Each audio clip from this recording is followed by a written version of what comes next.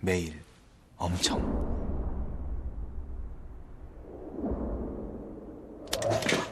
낸 것 같아 속상했지만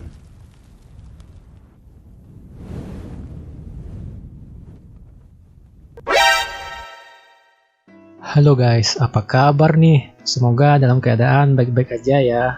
Baiklah, kali ini gue akan menceritakan seluruh alur cerita film Slow Video yang telah dirilis pada tahun 2014. Di dalam film ini bercerita tentang seorang pria bernama Jengbu yang memiliki kelainan di matanya, di mana ia melihat pergerakan menjadi lambat, atau bisa dikatakan slow motion. Penasaran dengan alur ceritanya? Yuk kita masuk saja ke ceritanya guys.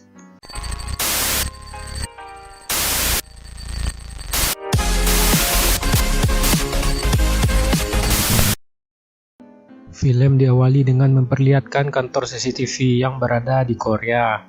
Terdapat dua orang karyawan yang sedang bergosip tentang karyawan baru yang katanya punya penyakit mata. Itulah kenapa ia menggunakan kacamata hitam. Karyawan baru ini bernama Jengbu. Tak berselang lama karyawan ini melihat pencopet yang sudah lama menjadi buronan polisi. Mereka pun langsung memantau gerak-gerik si pencopet, tetapi si pencopet itu hilang dari pantauan mereka semua. Si karyawan baru ini tiba-tiba melihat dengan gerakan slow motion bahwa penculik mengarah ke gang kecil. Alhasil ia pun mengganti sorotan CCTV-nya, dan ternyata memang benar bahwa si pencopet melewati jalan itu. Dengan sigap, ketua lalu memberitahukan polisi untuk segera mengepung si pencopet itu. Semua karyawan merasa takjub pada karyawan baru karena ia dengan jeli bisa mengetahui di mana posisi si pencopet itu. Scene kemudian berpindah di mana menceritakan Jengbu pada saat kecil. Penyakit yang ia derita muncul saat ia sedang mengikuti lomba di sekolahnya. Jengbu setim dengan wanita yang disukainya, dia bernama Bong Sumi. Saat sedang berlari, seketika semuanya menjadi lambat. Alhasil larinya tidak bisa dikontrol, yang mengakibatkan dirinya terjatuh. Karena hal itu, ia pun dibawa ke dokter mata. Sesampai di sana, si dokter menyampaikan bahwa Jengbu memiliki penyakit langka, di mana ia tidak bisa melihat dengan normal. Semua yang ia lihat akan terasa sangat lambat. Bahkan saat si dokter melempar bola bisbol, Jengbu dengan mudah menangkapnya. Jadi pada saat berlari, mata dan otaknya tidak sinkron. Hal tersebutlah yang membuatnya mudah terjatuh. Si dokter lalu menyuruh Jengbu untuk mengenakan kacamata hitam. Karena kalau matanya terlalu banyak menerima cahaya, ia akan cepat pusing. Oleh karena itu, ia menggunakan kacamata hitam dari kecil. Karena hal tersebut juga ia sering diejek oleh teman-temannya dengan sebutan mata aneh. Tetapi ada salah seorang yang masih mau berteman dengan Jengbu. Dia adalah Bong Sumi. Karena Sumi terlalu sering bermain dengan Jengbu, membuat dirinya dijauhi oleh teman-teman yang lain. Alhasil Sumi pun mulai menjaga jarak dan tidak pernah bermain lagi dengan Jengbu. Jengbu yang merasa sedih akhirnya memutuskan untuk berdiam diri di rumah. Ia menjadi anak introvert. Ia hanya menonton TV setiap harinya. Sejak kecil sampai dewasa, ia sama sekali tidak pernah keluar rumah. Ia hanya menonton drama di TV. Pada suatu hari, insiden pun terjadi, di mana ayah Jengbu meninggal akibat kecelakaan kerja. Karena ia bukanlah bocah lagi, jadi Jengbu akan menjadi tulang punggung keluarga. Oleh karena itu, Jengbu bekerja di kantor pusat CCTV. Saat bekerja, Jengbu jarang sekali berbicara dengan karyawan lain. Bahkan ia juga jarang bicara dengan senior yang duduk di sebelahnya. Dia bernama Hyung. Jengbu memiliki hobi menggambar untuk mengisi waktu luangnya. Ia pun mulai menggambar denah daerah tersebut. Ia juga menghitung langkah orang dari jalan satu ke jalan yang lainnya. Nanti seiring jalannya cerita, kalian pasti tahu tujuan Jengbu menghitung langkah kaki tersebut. Semua sudut kotanya tersorot oleh CCTV. Dia gambar sedemikian rupa. Hyung kemudian bertanya apakah Jengbu memiliki pacar. Sontak ia pun teringat masa lalunya, di mana ia sangat menyukai Bong Sumi. Ia pun langsung menyorot rumah Bong Sumi. Tak lama setelah itu, keluarlah seorang wanita dari dalam rumah itu.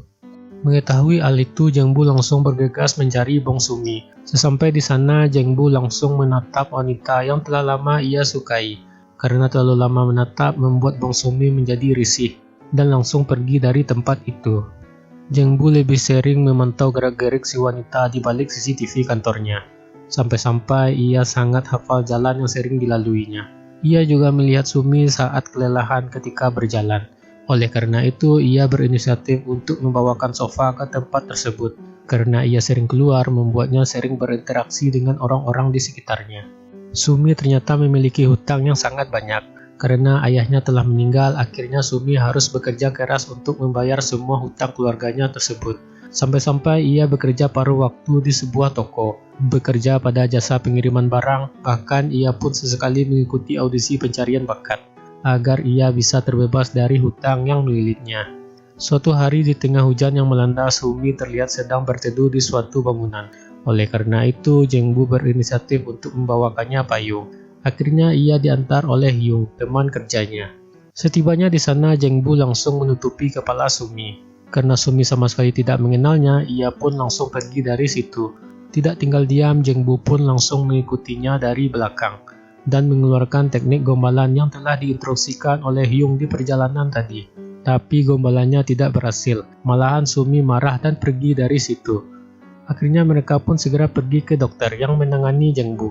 Di situ Jeng Bu meminta solusi agar Sumi bisa dekat dengannya. Dokter pun memiliki ide untuk memberikannya bunga dan sedikit merubah penampilan Jeng Bu. Malam itu juga Jeng Bu menyuruh ibunya untuk mengganti gaya rambutnya agar terlihat keren. Esokan harinya, Sumi yang terlambat mengikuti audisi diberi kesempatan untuk bernyanyi melalui telepon. Sumi pun segera bernyanyi di jalan tanpa ia sadari ada bus yang lewat. Tapi untung saja Sumi berhasil diselamatkan oleh Jeng Bu. Jeng Bu langsung memberikan bunga kepadanya. Tapi di sini Sumi menolak dan menganggap Jeng Bu adalah orang yang aneh. Saat ia pergi, Jeng Bu memanggil nama Bong Sumi. Tapi ia berkata bahwa dirinya bukan Bong Sumi, melainkan Oh Sumi. Mengetahui hal itu, Jeng Bu merasa tidak percaya. Keesokan harinya di jalan, ia bertemu kembali dengan orang yang mengaku Oh Sumi. Si wanita lalu menyuruhnya untuk membantu membawakan barang belanjaan. Saat kerja, secara tidak sengaja ia melihat Sumi, yang terlihat sangat-sangat gembira. Melihat hal itu, Jeng Bu langsung segera bertemu dengannya. Saat itu, Sumi sedang menunjukkan bakat aktingnya kepada Jeng Bu. Setelah selesai, Jeng Bu pun juga menunjukkan bakatnya, di mana Sumi akan melempar sendok dan Jeng Bu akan menangkapnya. Orang-orang yang melihat pun merasa takjub dengan bakat yang dimilikinya. Tak terasa sudah larut malam, ia mengantar pulang Sumi yang tengah tertidur lelap. Esok harinya mereka pun berjalan bersama, dan Sumi mengatakan bahwa dirinya ingin sekali jalan-jalan menggunakan mobil. Pada saat di kantor, ia menanyakan teman-teman kerjanya apakah ada yang memiliki mobil atau tidak. Tapi mereka semua sama sekali tidak memilikinya. Di tempat lain, Sumi tengah dikejar-kejar rentenir. Rentenir itu menggunakan kekerasan agar Sumi mau membayar hutangnya. Tapi untung saja Jeng Bu melihat dari CCTV dan langsung bergegas ke lokasi bersama Hyung. Sekali lagi ia berterima kasih kepada Jeng Bu karena telah menyelamatkannya. Mulai hari itu mereka pun sering jalan-jalan ke taman dan ke pantai dekat sana. Untuk menghindari hal-hal yang tidak diinginkan, Jeng Bu mencoba menggambar daerah yang tidak tersorot oleh CCTV. Tujuannya agar Jeng Bu tahu lokasi di mana gadis yang ia cintai.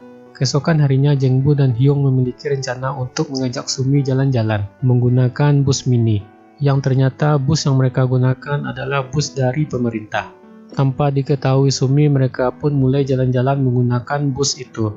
Tapi di perjalanan mereka diberhentikan oleh polisi, karena mereka menggunakan bus lokal untuk jalan-jalan ke luar kota. Polisi pun tidak mengizinkan mereka untuk pergi jauh-jauh menggunakan bus pemerintah. Tapi Sumi dengan cepat turun dan mengomel pada polisi itu. Alhasil mereka pun diizinkan untuk pergi berlibur. Mereka semua pun bersenang-senang. Singkat cerita saja, liburan mereka telah usai. Esok harinya pada saat bekerja, mereka mendapatkan kabar bahwa terjadi penculikan terhadap seorang wanita menggunakan mobil. Mereka diminta untuk lebih teliti untuk mencari penculiknya. Tapi di sini Jeng Bu hanya memperhatikan Sumi. Ketika Jeng Bu sedang menghitung langkah kakinya, tiba-tiba Sumi menghilang dari pantauannya. Dan tidak ada tanda-tanda dari Sumi. Karena hal itu, ia menjadi khawatir kalau Sumi diculik oleh seseorang.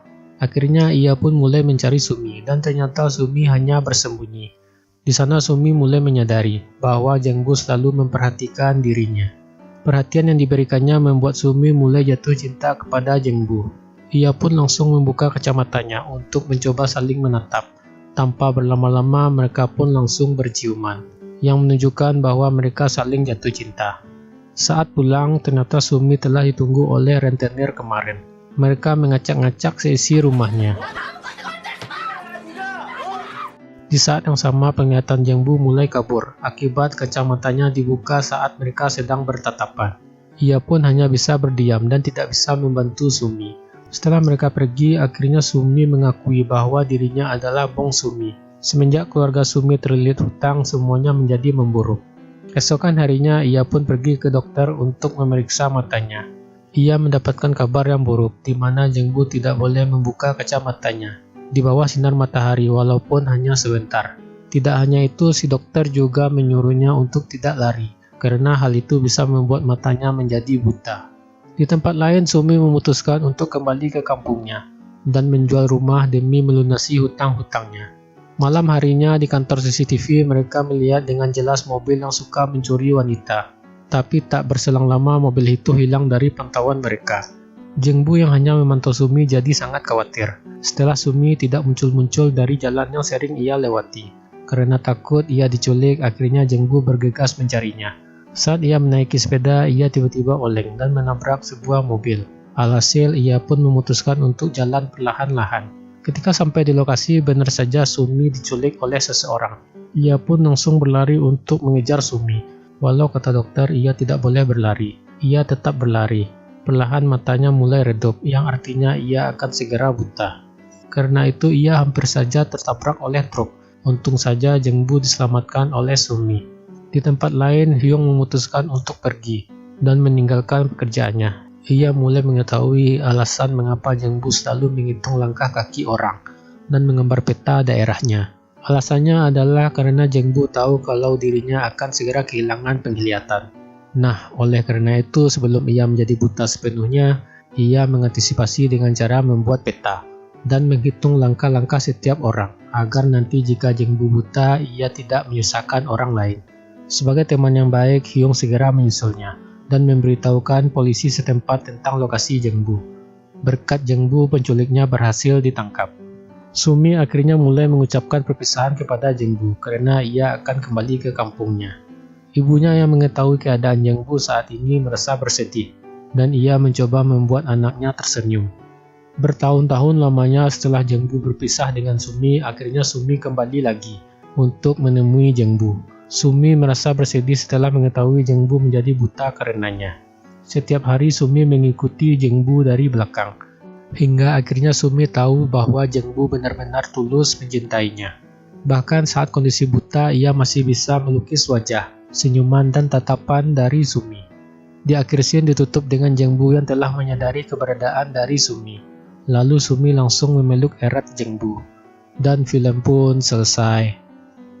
Oke, segitu dulu alur cerita film kali ini. Kalau kalian ada merequest film atau mau mereview sebuah film, komen aja di bawah guys. Jika ada yang salah atau yang kurang, gua mohon maaf. Oke, see you next video guys.